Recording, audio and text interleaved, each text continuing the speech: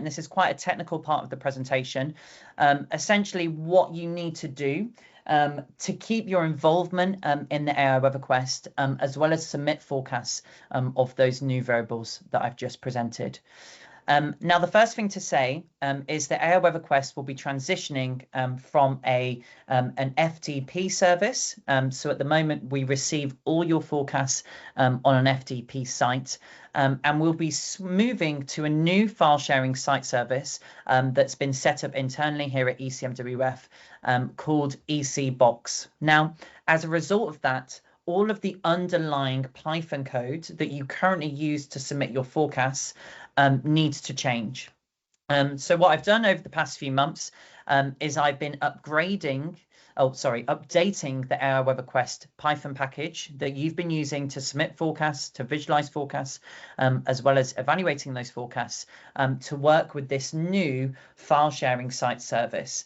And we'll send out all the details in full in email to all participants. But essentially, for you to make sure that you can stay in the quest once we enter this new phase of the AI Weather Quest, you must conduct 3 necessary steps. The first of these is you must upgrade the AI Weather Quest Python package. So on the screen here is the Linux call that you must conduct to upgrade the Python package itself. And just to say, you'll know this has been successful if you have a version that's greater than 3.2126. You will then need to install the sites toolkit from the ECMWF repository. So there's an additional line of Linux code that you will need to perform in your virtual environment if that's how you choose to set up your Python environment. So just to reiterate, you can do these first 2 steps now, and it won't affect your involvement in the AI Weather Quest. So if you conducted these 2 steps now, then you'll be able to visualize MGO forecasts, evaluate MGO forecasts, submit temperatures, mean sea level pressure using the FTP service. And then when we hit August the 10th, we essentially have a 3-day period where we move from the FTP service to the new ECMWF file sharing site service. So for the current JGA period, we're going to be receiving all the forecasts onto FTP. Then we'll move onto the September, October, November period, and on there we're receiving all the forecasts on ECBox. Now, because we're moving file sharing system, I need to give you all a new password for you to submit your forecast to. And on the 10th of August, we will send an email to all registrants with this new password. So essentially, on the 10th of August, you'll need to upgrade the AI Weather Quest Python package. You'll need to install the sites toolkit. And then within your code, you will need to update your password so that you will no longer be able to use the old FTP password, and you will use the new password that we'll send via email. Just to highlight, you can upgrade the package today, and your involvement in the quest should remain exactly the same. You can upgrade, you can follow the first step. And as I've said on multiple occasions, for any of the forecasts that we receive for the SON period, you will need all 3 steps to be conducted. And as usual, we provided detailed explanations of this in the Read the Docs documentation that Olga can share a link to. I'm now just going to go through a step-by-step guide on how you can submit forecasts with a particular focus on the new variables, so MGO and tropical storm days.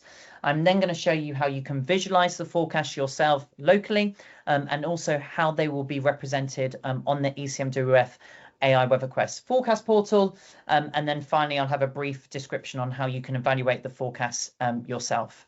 So for those who've been partaking in the quest, will recognize these lines of code, and these lines of code used to submit a forecast. So essentially, once you've downloaded the AI Weather Quest Python package, you can import the forecast submission module. Then essentially you create an empty data array. So this is an empty X array, data array. And essentially what we do is you download the empty data array and then you populate it with your forecasted values. Once you've populated with your forecasted values, you conduct this fourth line, where essentially you submit the forecast to us. So essentially when submitting, you have your forecast submission. So that's the name of the module you've imported. You then call the function name, AI Weather Quest forecast submission. You provide us with the empty data array that you've populated, which in this instance I've called forecast. You then have the variable, the forecast start date, the forecasted period of focus, your team name, model name, and then that password, which remains the same for the following 4 weeks, but will change on August the 10th. So when you do this for the Man and June oscillation, as well as tropical storm days, all you have to do here is change the variable name. So here, it all remains exactly the same, apart from your variable changes to MGO or tropical storms. And just to note, these new variables are capitalized. And then as usual, you can provide it with the same function parameters as we did for the other variables in the first edition of the quest. Just to highlight for those who are new to the AI Weather Quest, we do perform several checks before we accept submission. So as you can imagine, when you perform this function of forecast submission, I check that it sits within days 1 to 4 of the forecast workflow. I check that the coordinates have the correct shape and values, and also that the summed probabilities, so the probabilities across quintiles or terciles or across MGO phase probabilities, equal close to 1.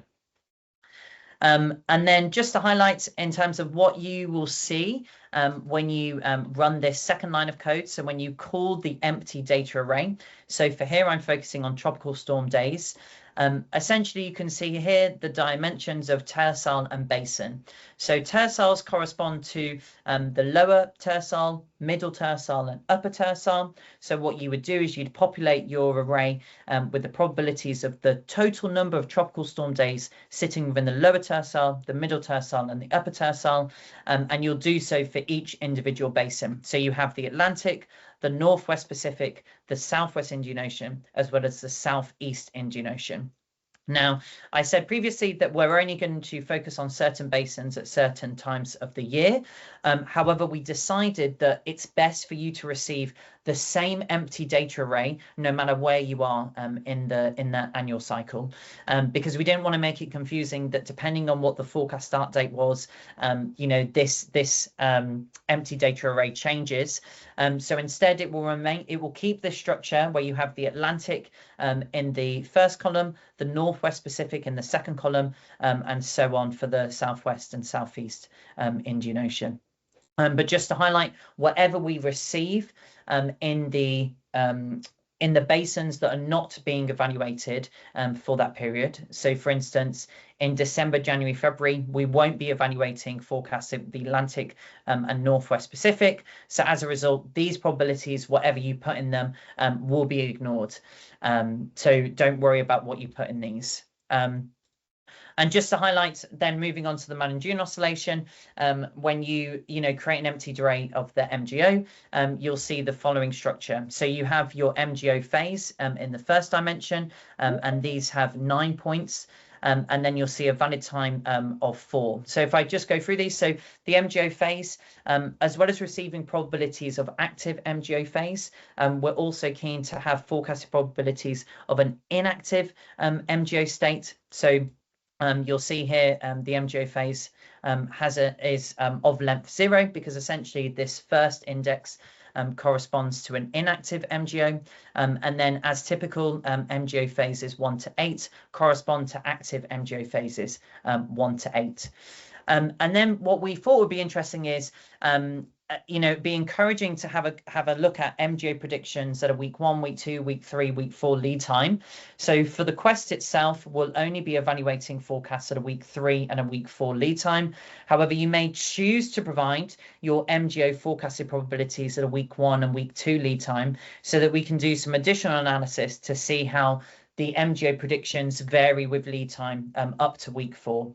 So The valid time has the coordinates that are at a week 1, week 2, week 3, week 4 lead time every Thursday. So you'll see here sort of a valid time coordinate, and these should be the dates of that Thursday. So for instance, if you were going to forecast for the Thursday at week 3, an MGO active phase, then that would sit in the first row of the third column. So this point here, and then the third column would be, you know, of the other MGO phases would be forecasting for MGO phase 1, MGO phase 2, MGO phase 3, etc. Now, interestingly, because obviously when you create an empty data array, you know, I ask for the valid time, so all forecast lead times in a single array. So there's no different empty data array based on the forecast lead time. As a result, the option of forecast period becomes redundant and will accept either 1 or 2. And then you can submit your forecast and things should be okay. So just to highlight, for the MGO, we will be accepting forecasts at a week 1, week 2, week 3, and week 4 lead time, but only the 3rd and 4th weeks will be evaluated on the leaderboards, and you may choose not to provide forecasts at a week 1 or week 2 lead time. And then the other nice thing that we do as part of the AI Weather Quest is that you can visualize these yourself. So on the AI Weather Quest Python package, you can download a plotting forecast module. And when we did this for global variables, you had the function called plot forecast, where you give it the forecast as well as the quintile number you're interested in. You can do the same for the MGO as well as tropical storm days. So for instance, here in the bottom left, if you run plotting forecast.plot MGO forecast, and then you provide it with the forecast that you filled in using that empty data array template, then you'll see a figure here on the left where essentially you see the forecasted probabilities for MGO phases 1 to 8, as well as the probability in an inactive MGO state. And I should just note that these are coloured based on the fact that we expect climatological probabilities to sit between 5 and 10%, and then anything greater than 10 or 4% is given a more visualized colour. You can see that more clearly here at the lead time of 29 days. And then the same is true for the plotting the tropical storm forecast. So here we have a function called plot TS forecast, where you can give it the forecast and then it will visualize the forecast below. So here, this is an example for forecasts for the 28th of May. So here we're focusing on Northern Hemisphere summer.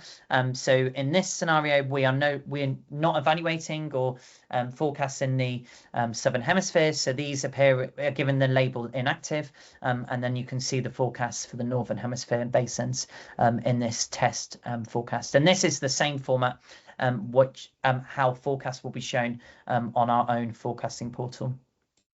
And then finally, the last slide from me, just to highlight some of the self-evaluation scripts that we've made available for you to evaluate your MGO and tropical storm day forecasts. So here you can essentially retrieve the appropriate evaluation data that you need to conduct your own forecast evaluation, as well as suitable lines of code for you to evaluate your MGO forecast yourself, where essentially you download the observations of the MGO state. So here what you do is you give us the date that you've forecasted, and then you will receive the MGO state that actually occurred. And once again, you need to provide us with the password that will be sent to you via email from the 10th of August, or the password that you've already received. You can then receive the 20-year MGO climatology. So essentially, what's the climatological probabilities of the different MGO phases. And then you can work out the Brier score when you use the submitted forecast as well as the climatological forecast. And then finally, you can easily work out what the Brier skill score is by performing a 1 minus the division between the two. I've shown you this before. This is the formula that we're using to compute the Brier skill score of MGO probabilities. And finally, just to highlight, and this is clearly documented on our website, to compute the period aggregated Brier skill scores. So that's the skill score for all of the 13 weeks that we receive across the period. We'll essentially be working out the average of the Brier scores for the forecast, as well as the average of the Brier scores for the climatological forecast, and performing our own 1 minus the average of the Brier scores divided by the average of the climatological Brier scores. And then for the tropical storms, this is very similar to what we do for the global metrics, because here we can use the ranked probability skill score. So once again, you receive the weekly observations of the number of tropical storm days in the different basins. You'll then need to retrieve sort of the tercile climatology, so where the band sits. You then work out where in the observations in which tercile bound does the observation sit, and then from that you can work out what the ranked probability skill score was of your tropical storm forecast. So just to highlight here that your retrieved 20 years quintile climatology, this forecast function has now changed name to quantile climb, because here you can receive terciles as well as quintiles, and for this you have your new variable which is denoted as TS. So that's all the information in terms of visualizing the forecast, submitting forecasts, as well as evaluating forecasts. As I've said in previous slides, there's a lot of documentation on our website as well as read the docs. So please don't hesitate to have a look at that for all the information that you need. And with that, I'll hand back to Olga.